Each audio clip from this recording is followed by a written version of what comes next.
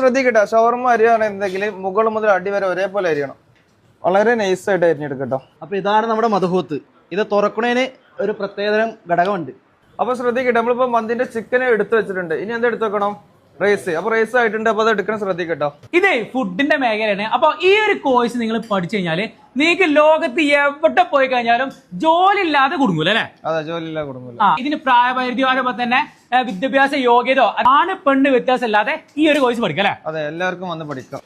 Hi, അപ്പൊ ഇന്ന് ഞാനുള്ളത് മലപ്പുറം ജില്ലയിൽ പുത്തനത്താണിയാണ്. പുത്തനത്താണി നമ്മുടെ അമീർ ഖാന്റെ അടുത്താണ് ഇന്ന് ഞാൻ എത്തിയുള്ളത്.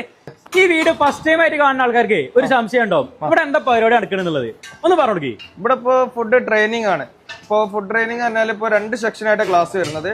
ഒരു മാസം 2 ബാച്ച് ഉണ്ട്, 2നും ഓരോ ബാച്ച് വരുന്നത്. ഫസ്റ്റ് സെക്ഷൻ പറഞ്ഞാൽ ഇതുവരെ നമ്മൾ ചെയ്തുകൊണ്ടിരുന്ന സംഭവമാണ് ഷവർമ്മ, ഷവായ, അൽഫാം, ഫ്രൈഡ്, ബ്രോസ്റ്റ്, ടിക്ക, കബാബ്, ബർഗർ, സാൻഡ്വിച്ച്, ചായ, ജ്യൂസ്, അങ്ങനെ എക്സെട്രാ ഐറ്റംസ്.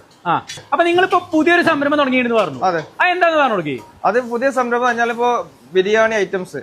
അപ്പൊ അതിൽ തന്നെ ദമ്മ് ഫ്രൈ കാര്യങ്ങളുണ്ട്, ഗീ റൈസ് കാര്യങ്ങൾ, കറി ഐറ്റംസ്, അതുപോലെ മന്തി, മജ്ബൂസ്, മധുവത്ത്, ബുഹാരി റൈസ്, കപ്സ ഐറ്റംസ് വരുന്നുണ്ട്. പൊറോട്ട, ദോശ ഐറ്റംസ്, പിന്നെ മസാല ഷവായ, വെറൈറ്റി അൽഫാം, അങ്ങനെ എല്ലാ ഐറ്റംസ് സെക്കൻഡറി ഓപ്ഷനിൽ വരുന്നുണ്ട്.